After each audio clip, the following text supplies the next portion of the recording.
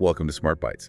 On this show, we really dig into different topics using insights from reliable articles, research, reputable sources. And today, we're diving deep into the science of quitting cannabis. What actually happens when someone decides to stop? What are the challenges? What are the tough parts? And what strategies can actually help? Yeah, it's a really relevant topic. Cannabis is, well, it's used very widely across the globe. And with legal landscapes changing, access is increasing quite a bit. Right. But the flip side is cannabis use disorder, or CUD. It's a significant public health concern, affects millions. ED. Okay. So there's a real urgent need for good, accessible, scientifically sound information about stopping cessation. Absolutely. Okay, so let's get right into the science bit. What's happening, in the brain when someone uses cannabis? And then, maybe more importantly for a day, what changes when they stop? Great place to start. It really comes down to a system in your body, the endocannabinoid system, ECS for short. Yeah, think of it like a big communication network. It has these receivers or receptors. The main ones are CB1 and CB2. Okay, CB1 and CB2. Exactly. CB1 receptors are mostly packed into your brain and central nervous system. They're the ones primarily responsible for the psychoactive effects the high people feel. Got it. So CB1 is the main player for the immediate feeling. What about CB2 then? CB2 receptors are found more in the periphery, like in your immune cells, and also in the brain's own immune cells, microglia. They seem to be involved in things like neuroprotection, modulating immune responses. Interesting. So less about the high, more about protection and regulation. Kind of, yeah. And the whole ECS system, it's crucial for synaptic plasticity. Synaptic plasticity. Yeah. Sounds technical. Yeah, it just means how your brain connections change and adapt. It's fundamental for learning and memory, really, how you learn. The ECS also uses these things called endocannabinoids as messengers. They actually work backwards across the synapse. Backward. Yeah, to sort of dampen down the release of neurotransmitters, like a volume control. Wow, okay. The brain's own little adjustment system. Oh.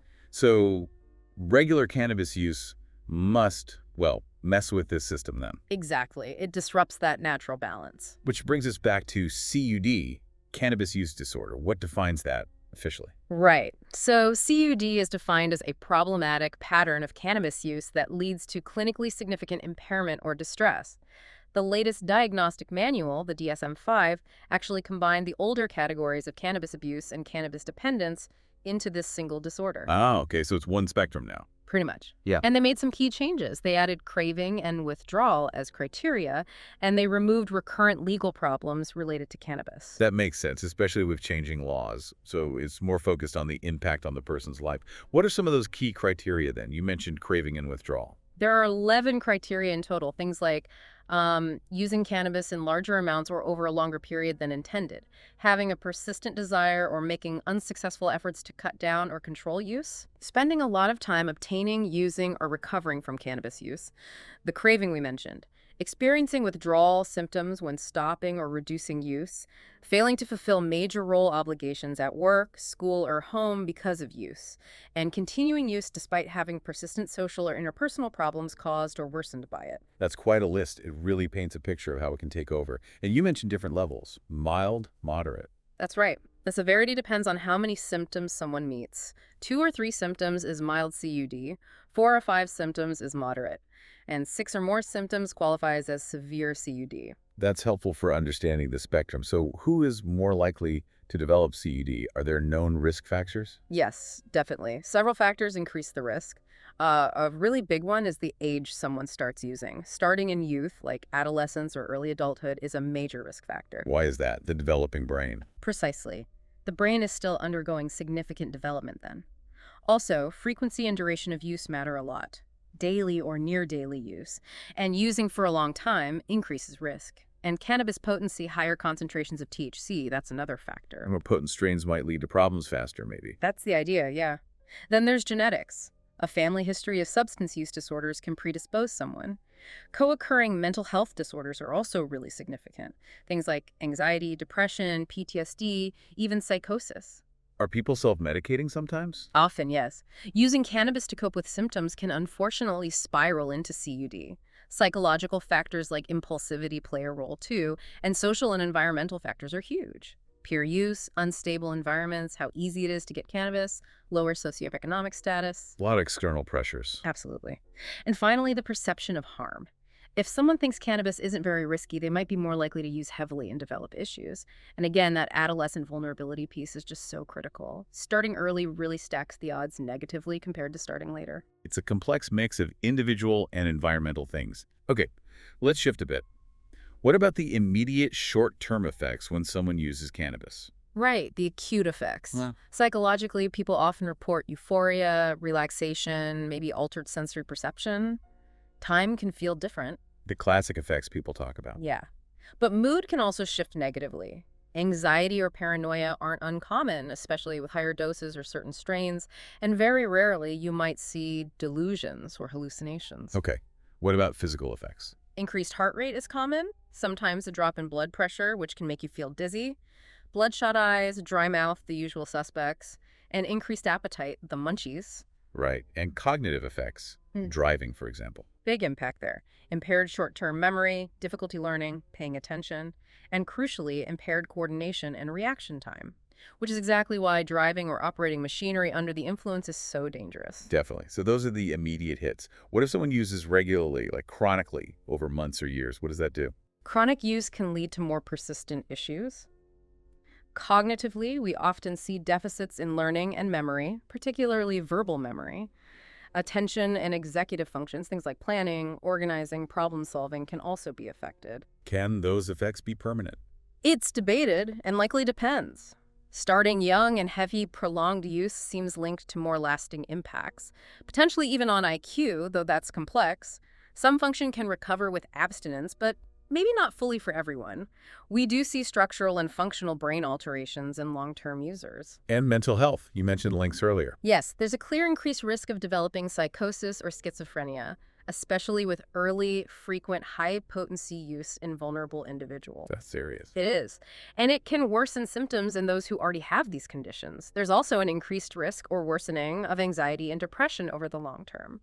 And some heavy, long-term users might experience what's sometimes called a motivational syndrome, apathy, lack of drive, though that's also debated a bit. Okay.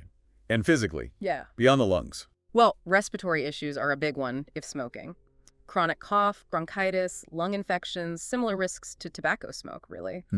Cardiovascular risks are still being investigated more thoroughly. There's some suggestive evidence linking adolescent use to a specific aggressive type of testicular cancer. Wow. And then there's cannabinoid hyperemesis syndrome, CHS, severe nausea, vomiting, abdominal pain, and some chronic heavy users. It's quite debilitating. That sounds awful. It really is.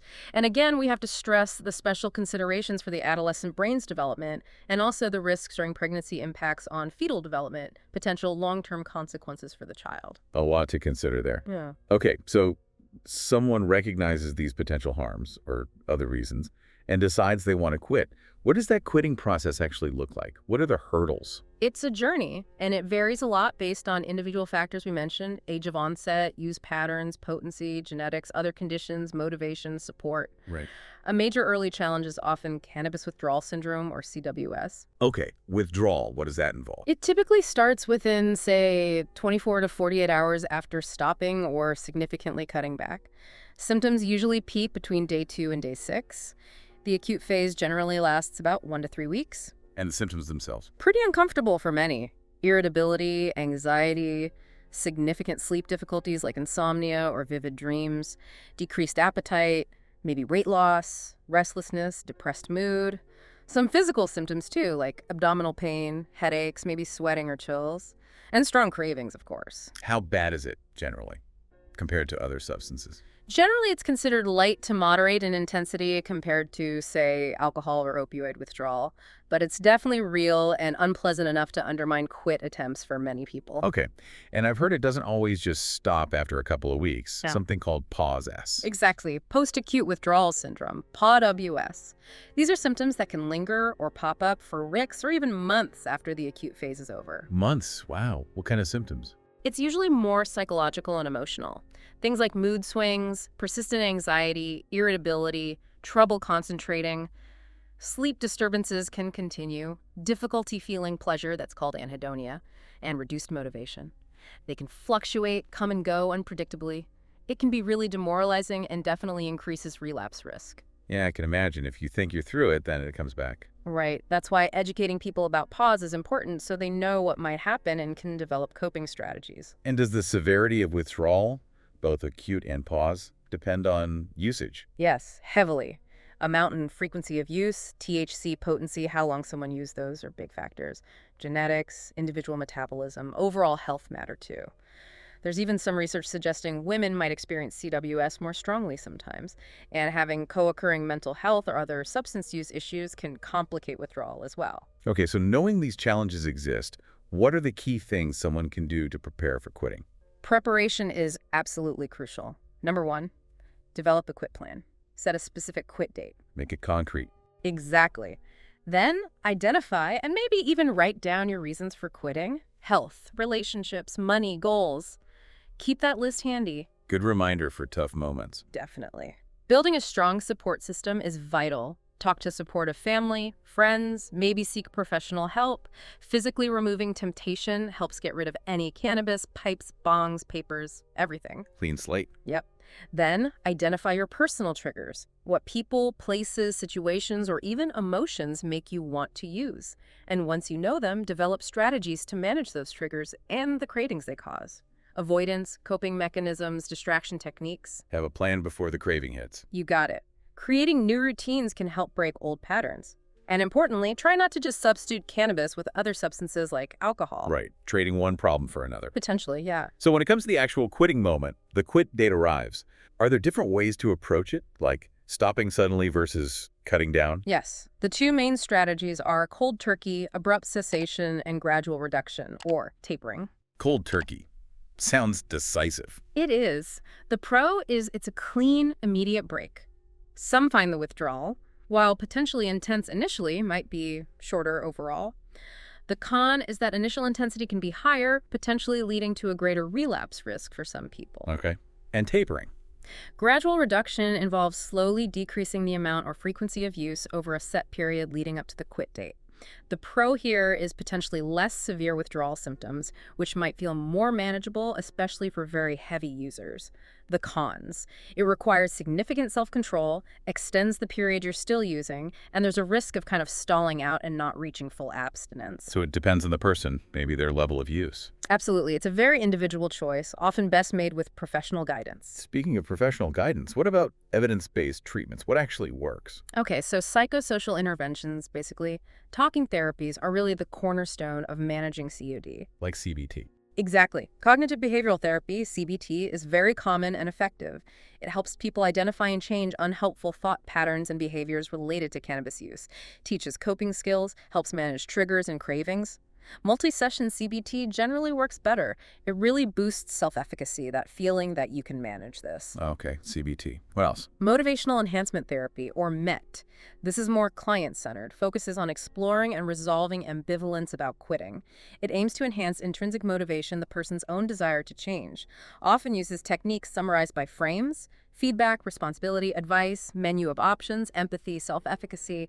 It can be quite brief and is good for engaging people in treatment. Helping people find their own reasons. Precisely. Then there's Acceptance and Commitment Therapy, ACT. ACT focuses on increasing psychological flexibility, accepting difficult thoughts and feelings like cravings or withdrawal discomfort without letting them dictate your actions. It involves mindfulness, clarifying personal values, and committing to actions aligned with those values. It can be really helpful, especially if there's co-occurring anxiety or depression. Accepting the discomfort instead of fighting it constantly. Kinda, yeah. Accepting its presence while still moving forward. And contingency management, CM. That involves providing tangible rewards like vouchers or small prizes for objective evidence of abstinence like negative urine tests. It sounds simple, but it's actually quite effective for various substance use disorders, including CED, often used alongside other therapies. Positive reinforcement. Yep. Now, pharmacological interventions, that's trickier for CED. No specific quit cannabis pill. No, unfortunately not. There are no FDA-approved medications specifically for CUD or cannabis withdrawal. Sometimes doctors might prescribe medications off-label to manage specific symptoms, like something short-term for severe anxiety or insomnia or anti-nausea meds. But that's purely symptomatic relief done carefully under medical supervision. Got it. What about support groups? Hugely important for many people. Mutual help groups like Marijuana Anonymous, based on the 12-step model, or other peer support groups.